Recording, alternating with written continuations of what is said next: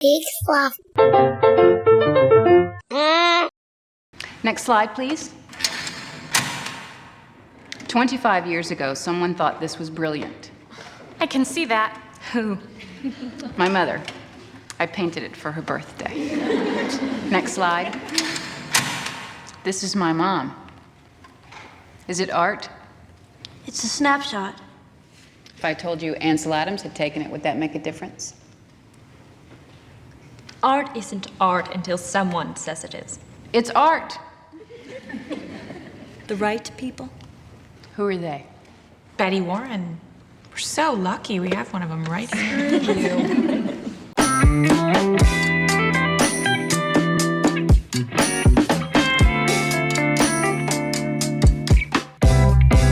Hey everybody, I'm Joel Murphy.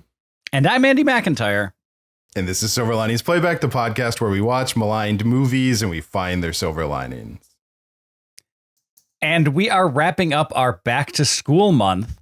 And we watched a movie that's about school, kind of, called Mona Lisa Smile. And here to talk about it is friend of the show, Jess Henkin. Welcome to the podcast, Jess. Oh, thank you, Andy and Joel. I'm very honored to be your friend. And I'm very irritated that you made me rewatch this movie. Although I thought I had seen it. I don't think I had seen it when it came out. I think I knew not to watch it. Yeah. This is one of those movies that I feel like a lot of people knew about and then no one actually watched. It was very ubiquitous. I feel like the title, I definitely knew the title and I remembered this movie. But yeah, it just seemed like one of those Oscar bait movies that didn't bait Oscars. No one bit. No one bit. I mean, the reviews, they really, no one liked this movie. People just, they especially did not like Julia Roberts in all the reviews, and for different reasons. Some of them hated her because they thought it was, that she was phoning it in. Others felt like she was overwrought. It's oh man, it's the perennial issue of the female actress not really being able to win. Yeah. I think we should talk about all of that, but just before we even get into that, can I just can we have a moment, because I think this is at the top. I think we need to clear this up. Why is this movie called Mona Lisa Smile? Well, because they... Oh, wait, you seem like you have an answer. Well, my guess is because it is, all right, I'm gonna do my best guess. And that is that it was supposed to be in 53, and that's when Nat King Cole, although in this movie they had seal cover, Mona Lisa. I think that was when that came out, right? The late 40s. Mona Lisa Smile. I guess it's because they're unpacking what it is to the many layers of femininity and what women are hiding. And what you interpret that smile to be is there's no right answer. That would be my guess. And they're trying to get at that with all the Wellesley women, that there might not be a correct answer. That's as good a guess as any.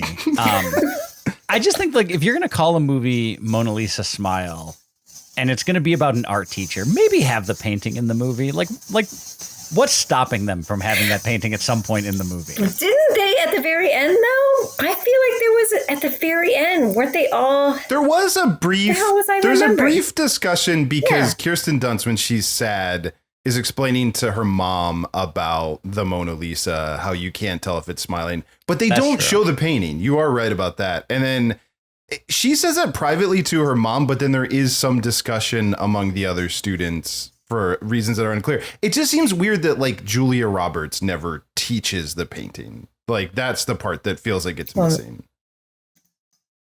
We never see her teaching. Yeah. She may have. It's in a deleted scene. They're no, this doesn't fit in with the narrative of the movie. Let's leave this out. And then there are a couple moments where Dominic West is calling her Mona Lisa, but that also, because I was is she supposed to be Mona Lisa? But then that seems unclear as well.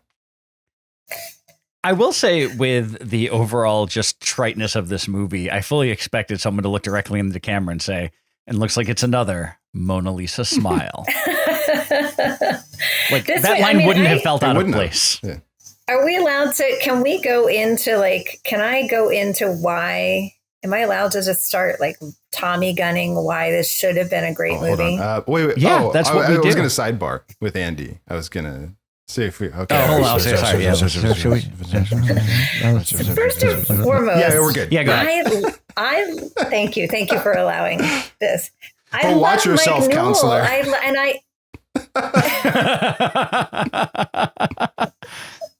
Yes, you love Mike Newell. I have, and I love, when I vividly remember going to see Enchanted April in the movie theater with my mom and just adoring that movie. And that has many of the kind of like it's most, I think there are a couple of male actors who are, their husbands, and maybe there's like if you've seen that movie, that's not seen that movie, it's a great movie. It would not be appropriate for this podcast because I think it was loved when it came out and continues to be. And I loved Goblet of Fire is like might be one of my favorite Harry Potter movies. I know it's good. It's not really like, in to talk about Harry Potter movies that you love. I think you can talk about the movies. And then if you stick to the movies, you're the okay. movies, okay. Yeah. Then I'm good. All right. And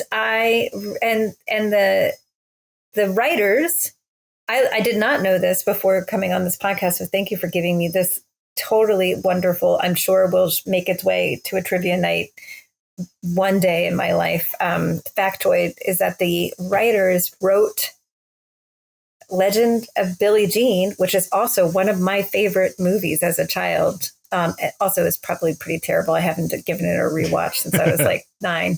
And they wrote Jewel of the Nile. Ooh. That's a good one. Yeah, like they're a writing team that should have had, a level of camp. And like they're talking about this, in the description, they talk about this movie being a comedy. Nothing made me laugh. Not one moment made me laugh. They called it a comedy? In this movie. I mean, that's wild to me. It's called This like is from romance comedy. This is from the people who called The Bear a comedy. And their judge of what is and yeah, but we isn't clarified funny. that in a previous week. That's because it's a Ratatouille situation where a bear makes a guy cook meals. Where a bear cooks Italian beef sandwiches. That's hilarious. Yeah. The bear's really stressed out the whole time, but he's chain smoking on the roof after each shift. And Okay, I'm going to continue because I'm not done. So Juliet Stevenson, I fucking love her. Did you ever see Truly, Madly, Deeply? Do you know that movie? Mm-hmm. Okay. Do you know that movie, Joel? She's wonderful in that movie. She's a wonderful actress. She's so not all the actors actually in this movie, with the exception of Dominic West. Yeah. West. Not a fan of McNulty? The only time I've really, really loved him is when he played Charles on The Crown. I was like, oh, yeah, he figured out acting. And by this point, he had figured out acting. Up until I loved The Wire. I love Dominic West, but in your defense, this movie does not feel like acting for him based on everything I know about his personal life. I think he's just playing the character in his heart of scumbag who dates his own students. So Maggie Gyllenhaal is the other part of this movie that is going to be hard to talk about. I realized is that there's Maggie Gyllenhaal, and that's with a hard. I think it's G, Jill. Right? I think it's Gyllenhaal. Yeah. Gyllenhaal. Okay. Actually, I've heard the most correct pronunciation is Gyllenhaal. That's not even a bit. Like that's like I don't believe you. Like the real Swedish pronunciation. It might not be a bit, but I don't believe you. Okay. You're going to have to pry that pronunciation from my dead body. No, that's not the way to say it. No, that's not what I mean to say. And then Ginnifer Goodwin, except it's Ginnifer. Is that how you pronounce that? I think it's a soft G in her first name. I've heard the most correct pronunciation. It is Ginnifer Goodwin. It's not Ginnifer Goodwin. I've heard the most correct pronunciation of her last name is Goodwin. So, but they were great in this. They should have been great in this. And they had moments where I was like, okay, you guys are likable. It's interesting. God damn, Kirsten Dunst, she shat the bed. And I like, it was so over the top. I hate it. Like, I did not believe her at all. Her mom was over the top. That whole dynamic was like one note. Boo. Boo on the acting for that. I mean, what are you, the Academy voting for this the year it was eligible? So that's it. That's all I have to say about All right. Well, all I guess. valid. Well, first of all, we should probably properly set it up just in case people are listening and they haven't seen it. But you can do it very quickly because it's a school movie and it's the exact kind of school movie that you would expect for this type of thing, like an Oscar bait. But it's she goes to Wesley, Julia Roberts, and she shakes it up. She's not part of theirs. I said Wesley. Wellesley. She doesn't go to Wesley unless that's Dominic West's name. Then she also does go to him. But Wellesley, and she's much more less refined than them. She's more progressive for the 50s, and she doesn't follow the syllabus, and she breaks all the rules, and she's mad that they're all going to be housewives, and she rattles the system. And I like the idea. I like the setup. It all made sense to me. I think the biggest problem for me with this movie is the third act choices of it, because I thought they set up things really nicely. That like Kirsten Dunst is terrible. Like she is the system. Like she gets the nurse fired for giving contraceptives to students. Like she completely for no reason destroys Ginnifer Goodwin. No, my cousin doesn't. That's Ginnifer. Sorry. And like she's pretty terrible the whole movie, but then her husband cheats on her and she suddenly becomes super progressive and like gets a divorce, while simultaneously Julia Stiles, who is the progressive character that secretly wants to go to Yale Law School, she has her own turn. They turn simultaneously to the opposite ends of the spectrum, where suddenly she's like, I'm just going to be a housewife. It's fine. And I didn't understand why they did the double turn instead of just she helps Julia Stiles get into Yale Law School while Kirsten Dunst continues to try to destroy her. And then Kirsten Dunst could have been the moral that I guess they felt Julia Roberts needed to learn, of like, some people are happy being housewives, so don't knock it. In this case, well, my guess is, or Andy, did you want to weigh in first before I? No, go ahead. My guess is that they wanted to not totally shit on marriage, like, and that if they had the only character that like was married be this wretched character who was truly unhappily married, maybe they were trying to, promote the idea that women have choices and that there are some women who are very content to actually stay focused on being married. Just like there's some men, that would want to be stay-at-home dad, maybe. That was my only, because I also had the same question. But I was like, I guess that's what they're trying to do. But you could have had, I think they didn't need to make the choice that Kirsten Dunst's marriage was bad. She could have just been in a good marriage. And she could have been like, I love being married. That's what I've always wanted to do. I just went to college to be married, and that's my choice, and that's fine. And you're being kind of snotty about it. Like, I think that would have hit that, what you're saying. It was just a weird, I don't know. I felt like they were like, well, they're going to expect this to happen. And so they had both the characters do the opposite things just to do it. Yeah. Also, the other thing that I didn't get about this movie, and especially in the third act, is anything with Dominic West. I don't actually understand his character at all, why he dates Julia Roberts, and then why his plotline is ultimately about how he has stolen valor, which is a weird choice. Yeah. Well, because it's another way of like, where men are, a way to say, I guess, that I'm trying to figure out what I'm trying to say here. Like that the expectations set up for men at this time were as like fantasy laden as they were for women. Like perhaps like, you know, that was his fantasy to try to be like that men were as trapped by the prison of expectation as women were yes, of the time. That is the right way to say that. And so maybe, but that might just be giving them a lot of like, I mean, it's like all like the overlay, right? Like it could have been such an interesting movie again. Like if you think about like, you know, this is McCarthyism, and this is like, and they make some references to it, like when Marcia Gay Harden makes an offhand comment. Well, I love Lucy, even though she's a communist. Yeah, and then like that's about as close as they get to a lot of it.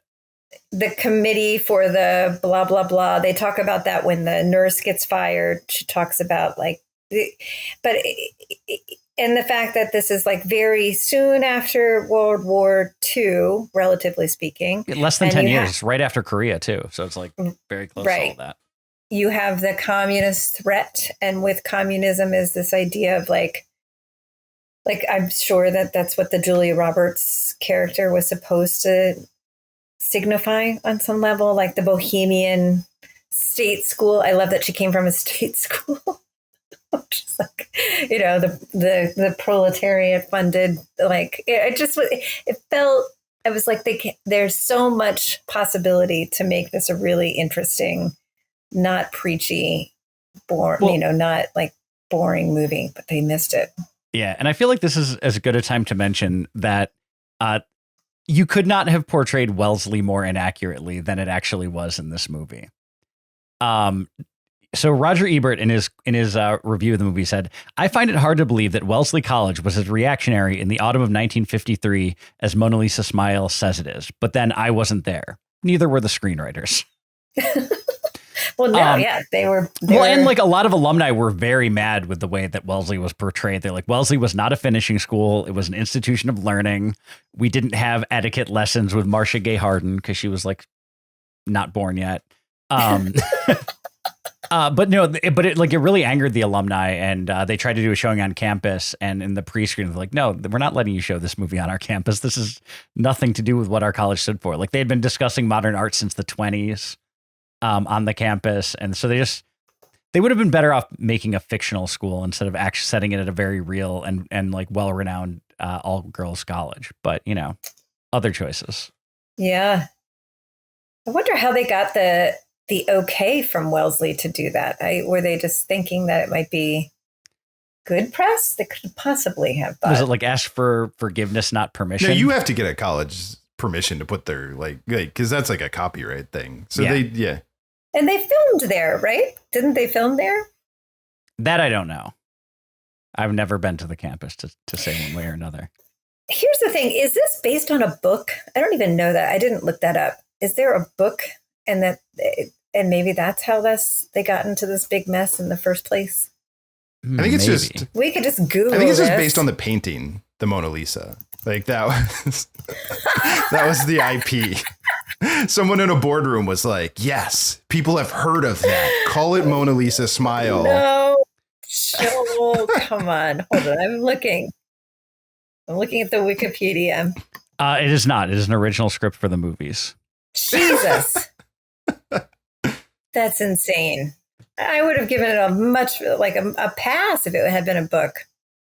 How'd this movie get made? The other thing it feels like it was a book, though, and I don't mean that as in a good way. It feels like a bad adaptation of a decent book. Like that's what this movie feels like. Yeah, I mean, it was billed as like the Female Dead Poets Society. That is definitely how it got sold. That was that 100% had to be the pitch, like to the studio was like, we're gonna make a female. Which like I don't know. I mean, I haven't watched Dead Poets Society in a long time, and I don't know how well it holds up, but I did surprisingly well. Yeah, I thought the school stuff was good, and I thought they captured that part of like the teacher that's shaking things up, and I honestly wish there had been more in the classroom, because I thought the early stuff, like the clip that we played at the beginning, was good, but then it got more interested in their lives, and that's when it all felt a lot thinner. Yeah. And I think it was because it had such a big cast, it felt very unfocused because it didn't give any of the stories enough. And that's why Kirsten Dunst and Julia Stiles' respective personality switches seem so unearned because they kind of rushed them. Yeah. Well, in the book, I think that's a really in good the book, point. they had more time, so they were able to expand it. That's true. In the novelization of the movie, they really break down the story. And I think that's why, going back to Dead Poets Society, which, by the way, that is one of my, I still love that movie. I do. I think that did work as a movie because they did focus that movie. It was primarily just, it did not really leave the school location except for a couple parties, right? Like that, like it stayed, it understood its focus. And honestly, the stakes were higher. I mean, that movie was all Dead Poets Society. Now I'm talking about, like, it was there was suicide. There was, it was all about, like, what does a life mean? Like, you're going to seize the day. You're really going to, like, become a better human, like a more self-actualized individual. Whereas this, I was like, okay, so like the stakes are just lower. Like it's all about women, relative to a male world, which, like, yes, that's an important topic, but like that shouldn't be what an entire, like, the stakes just needed to be higher for me to care about this movie. Well, yeah, and it feels like it's like, well, we had women with one opinion in the beginning and a different opinion at the end. That must mean it's a character arc. Right. And it wasn't. No, it certainly was not. Although, can we please talk about Cousin? The fact that the cousin in this movie is Cousin from The Bear. That is true. Yeah. Yes, it is. That part I actually really enjoyed. I loved seeing a young, what is it? How do you say his name? Eben Moss-Bachrach.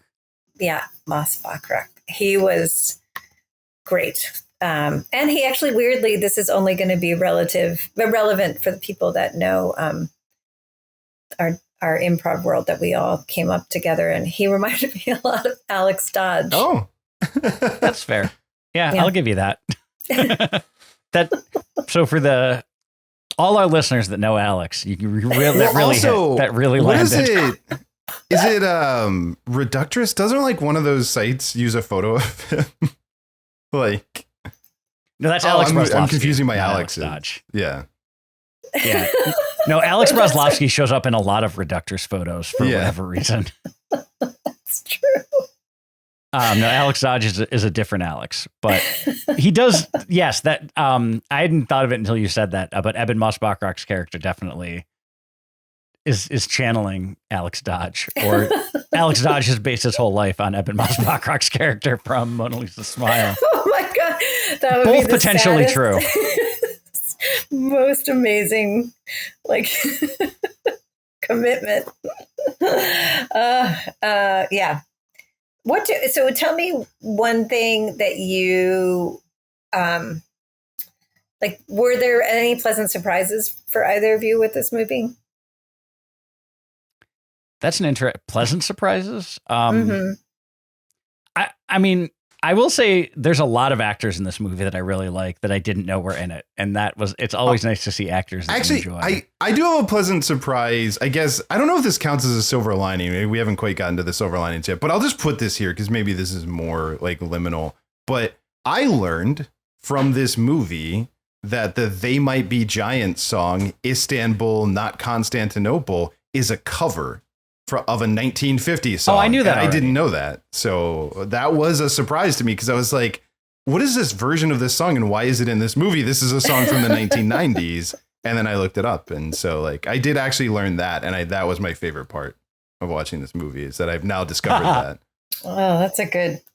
Although, honestly, Joel, I think that They Might Be Giants cover is from the 80s. Oh, maybe it is 80s. It's like 88, 89. Yeah. Yeah. I think Angie and I would, like, I remember from like 7th grade, that's how old I am. But regardless, yes. It's all a I cover. know, I don't think I got it till the 90s because there was a kid in my class that made a cassette tape copy of Flood for me so that I could listen to that album in its entirety. But that was, later.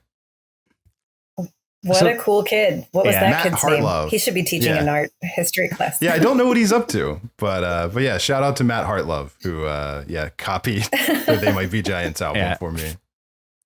Fun fact about They Might Be Giants and the album Flood. On one of the anniversary tours where they're like, we're going to play Flood in its entirety, they realized the album is so front loaded that it makes for a real drag of a concert. So now they play it backwards when they play the whole album. I saw live. them do that. Oh, that's such a I saw that show. It was like whatever anniversary it was. I saw it in Richmond at the National, and they did play it backwards and explained for that exact reason. But it was great. Yeah, all the songs are the first 4 songs are what you want to hear. Side A is much better than side B on that for sure.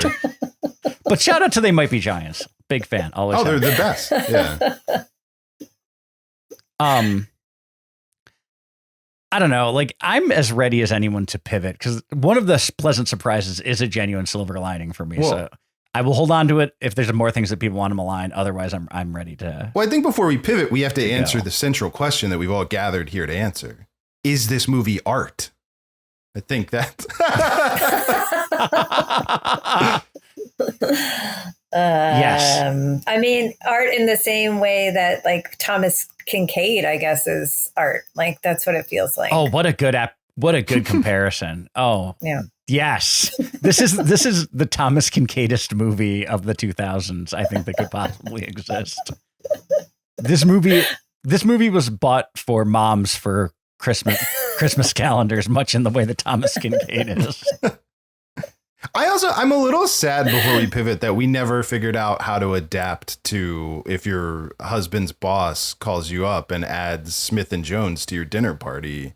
And now you suddenly have to. Well, I had my notepad out and I was writing down what to do because I knew they were testing me, too, not just my husband.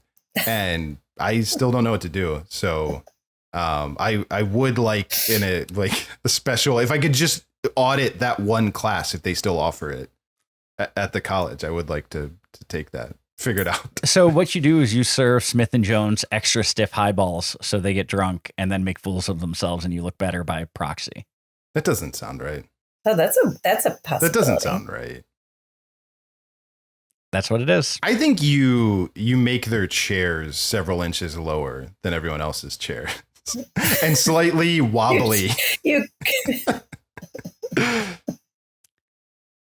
I think what you do is you answer the door in a see-through apron. Okay. This is a different take, but that was a thing. I think in the 60s, or to get your husband to continue to be interested, surprise him by showing up at his work in a trench coat and nothing on underneath, or answer the door when he comes home from work in a see-through apron. But they never specified if you should have clothes on underneath the see-through apron. So you're picturing a see-through apron, but then full full dress underneath. Full gingham dress and pearls underneath. Yeah, kind of just full Donna Reed. Yeah. All Okay. right. Well, we'll never know. So I'm gonna assume your option is correct. So in case that comes up. But yeah, I think we're ready to pivot. So one surprise that came up for me that was a genuine surprise and made me happy is that Tori Amos is one of the singers at the wedding. And I love Tori Amos, and that was nice to see her in the movie. So that was a silver lining.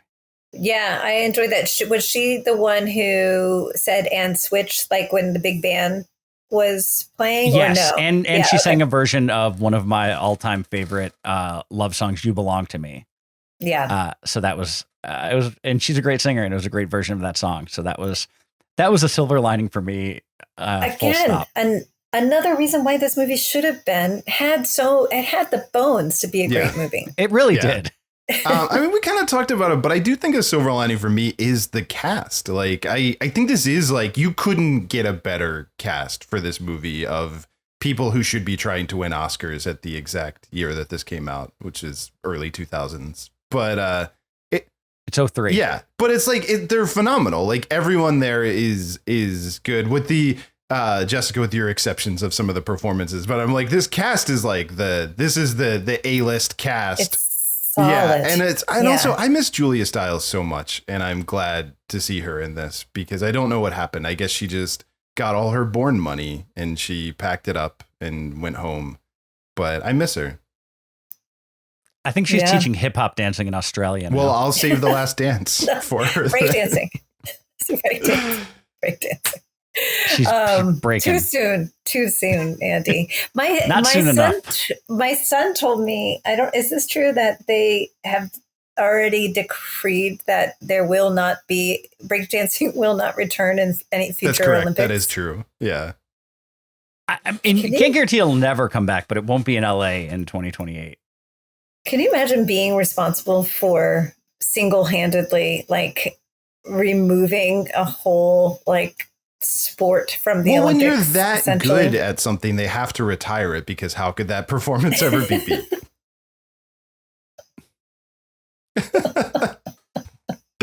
Jesus. I think, so I'm going to agree. Silver lining. The cast was amazing cast. John Slattery, I loved that he was in this. It was pre-Mad Men, but like what a waste. I mean, and he what was a waste of John Slattery though, because he was great, but like he showed up for 5 minutes to. And also, if you're him, you have to be horribly offended that like you broke up with me for Dominic West, who's essentially a lesser version of exactly who I am. Like, come on, what are you doing?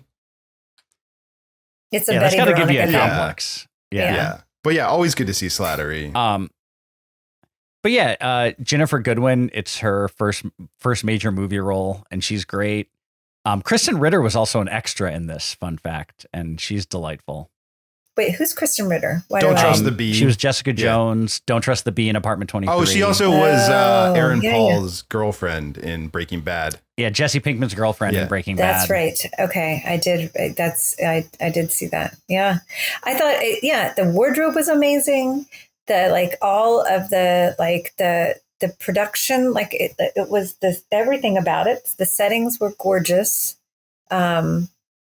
It should have been a really strong I think it movie. has a great first act. Like I will go as far to say that I think it. I call bullshit on that. That first scene, or the second. So the first scene. So she's sitting there on the train, just like wistfully looking at her fucking slides. Like I'm like, okay, fine. And then I hate.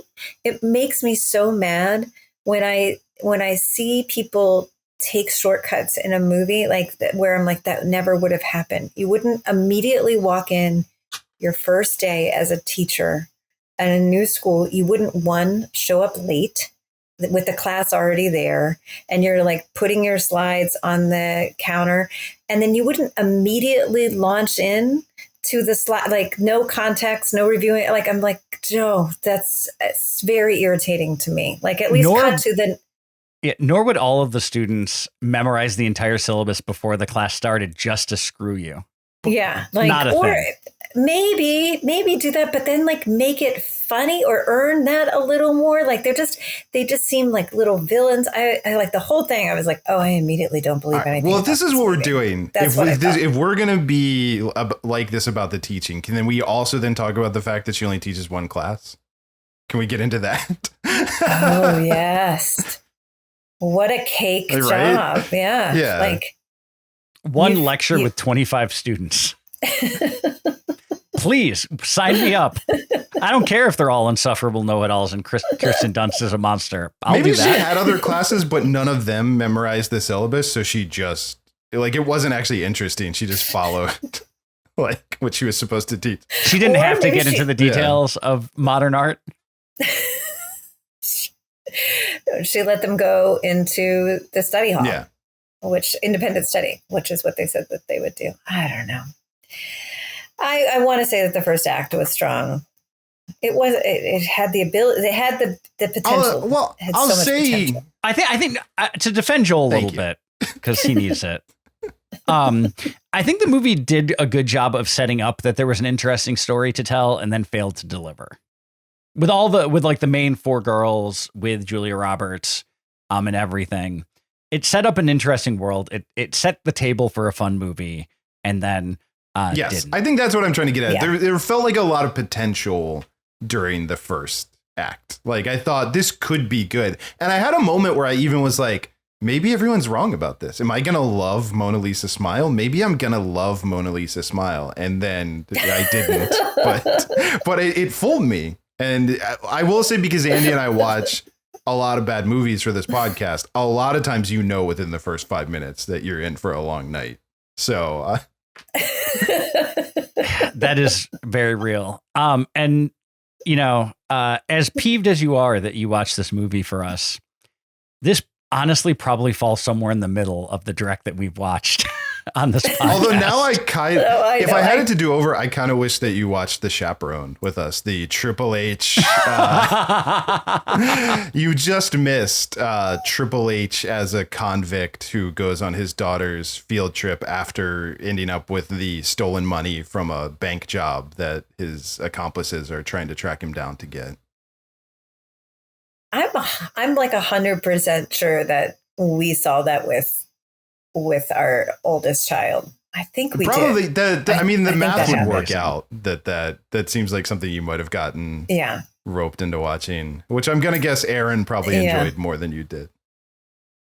Yeah, Aaron would have had no problems with that. He would be a terrible guest for this podcast because he was a great guest when he was on the show before. I mean, he's a fun, but he's also just very he's very tolerant of maybe some bad cinema. That's how that's I would fair. say it. Yeah. That's the one thing Joel and I have realized, that this podcast has absolutely ruined our barometer for what a bad movie is. It's so out of whack to the rest of the universe that who knew that that's how this podcast would change us, but it has irrevocably done so. I think it's good though, because it makes you appreciate any time a movie is good. You're like, Yeah, and that's, I think that Brett Goldstein has said this on his, he has the podcast Films to be Buried With. Have you listened to that oh, it's podcast? Great. Yeah, it is great. And I will say that I believe you were the person who recommended it to me. And I think I started listening to it because you told me about it. So yes. That's nice to hear. Yeah, I really love it. I still love it. And one of the things he says over and over again with his guests are often, are all in the industry.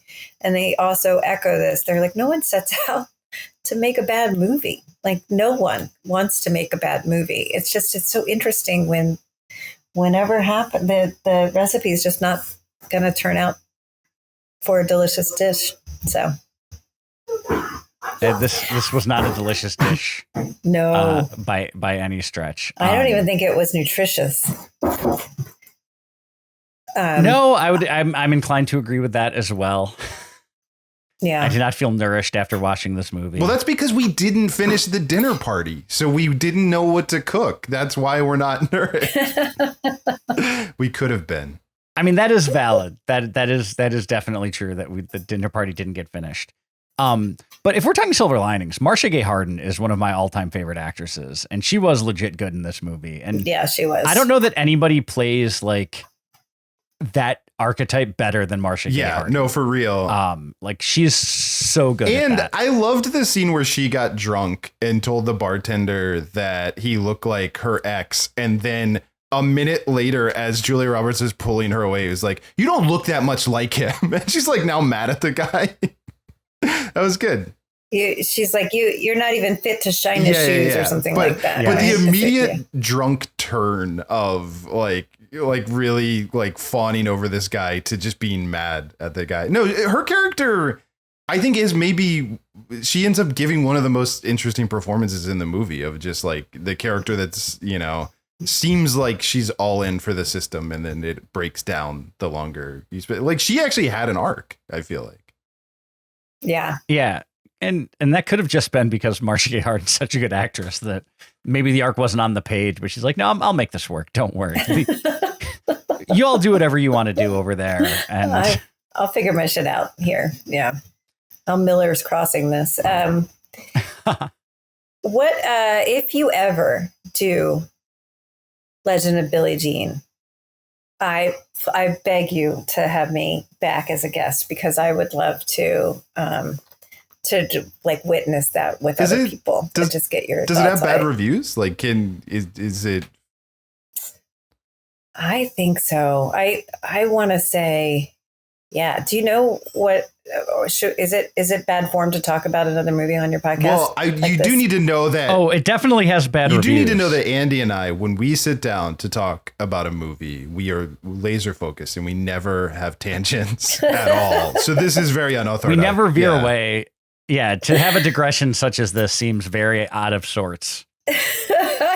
I feel like it must have had bad reviews because it was an early HBO movie, and because I was an early HBO kid, and we're talking like 84, 85. Oh, wow. Yeah, that is. Yeah.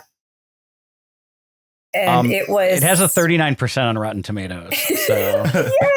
Oh, I think this might be. All right. Well, we'll make that promise to you now that we will find a way. Either we can have you. We do like a Revenge of the Guest month that you could pick it, or maybe if it fits into. Well, that's it. I'm going to put you on the spot. You don't have to have an answer for this now on the show, but like, is there a theme that you think it would fit into for a month, like a month of movies, like? Well, it's got a summer theme because it's definitely but it's got Southern. It's got like rich versus poor. If you're doing a Slater theme, it's Helen and Christian Slater. If you're doing anything with Simpsons, it's Yardley Smith's first movie. Maybe only. Well, again, she was in The Chaperone, so she. She was an administrator in The Chaperone. She was the teacher that was leading the field trip. Yeah. I'm trying to think of what others. Haircuts. There's a significant thing with a haircut in the movie. Revenge. It sounds like. Revenge. I mean, it sounds like we're doing it. We're definitely doing it at some point. They lock that down. You've now been on the show twice, and we've made you watch 2 bad movies. So this is our gift to you. What was the first one? I was trying to remember. It was a Fast and Furious. Yeah, movie. I don't remember which one. Oh my God! It was definitely one of. Actually, I do appreciate that you made me because I had never seen any of them before, and not since. So it was good for me, just like for. To dabble into that world for a hot second. and we had Aaron on to talk about Konner, and like that was the one that he did. Oh yeah. I think he did enjoy that a lot. And of course, Nick Cage month is coming up next week, so we'll get to do more Nick Cage movies. Yeah, he is not in. Well, have you done Valley Girl? You've probably done Valley Girl. We haven't yet, actually. Oh, that's a great one. It's on the list for sure because there's no shortage of bad Nicolas Cage movies. But that's his first movie. It's true. I don't know. Is any last words for anybody about Mona Lisa's Smile? I think it was a strong first attempt. Yeah. I think they could have, I think they need to. It could have worked. Yeah, it could have worked. Also, we didn't really talk about him, but there was a lot of potential for Topher Grace to be like, if they dialed his character up 10 times more villainous, like he was like kind of douchey, but he could have been way douchier. And I just want to throw that out there too. But. Yeah. And that's the only time that's ever been said about Topher Grace. I was going to say, isn't he like canceled? He's canceled, right? I don't think so. I don't think, I mean, maybe you know more than we do, but. I know that Danny Masterson is definitely. Yeah, that one for sure. I don't know. Yes. I don't know. And Ashton Kutcher usually finds himself in and out of trouble. Yeah. Yeah. Cancellation. Cancel jail. For sure. But I don't know. Yeah, we'll have to look. And someone Google Topher Grace and let us know. Topher Grace canceled. I'm going to just do it right now. All right. But I thought Topher Grace was good casting for that type of role. And like I said, this movie, like we've said, the best thing about this movie is the cast. The worst thing about this movie is the rest. Yeah, I think that does it. Yeah. Yeah. Well, while you look this up, is there anything you'd like to point people towards? You kind of mentioned improv. I know you have your own shows that you do. Would you like to plug all of those things real quick? Sure. Yeah, I still